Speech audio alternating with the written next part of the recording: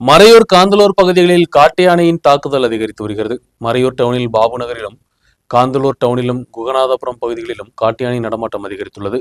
கடந்த தினம் காந்தலூர் பகுதியில் இறங்கிய 3 காட்டு யானைகள் நீண்ட நேரம் இந்த பகுதியில் சுற்றியிருந்தன. காந்தலூர் பகுதியில் காட்டு யானை தாக்குதல் தொடர்ந்து வருகிறது. மறையூர் டவுனில் பாபு நகரிலும் காந்தலூர் டவுனில் குகநாதபுரத்தை மையமாக வைத்து காட்டு யானைகளின் நடமாட்டம் அதிகரித்துள்ளது. கடந்த தினம் காந்தலூர் டவுனின் அருகில் கிருஷி பவன் அங்கன்வாடி செயல்பட்டு வரும் பகுதியில் 3 காட்டு யானைகள் சுற்றித் திரிந்தன. கடந்த தினம் பகல் முழுவதும் இந்த பகுதியில் காட்டு யானை சுற்றித் திரிந்தது.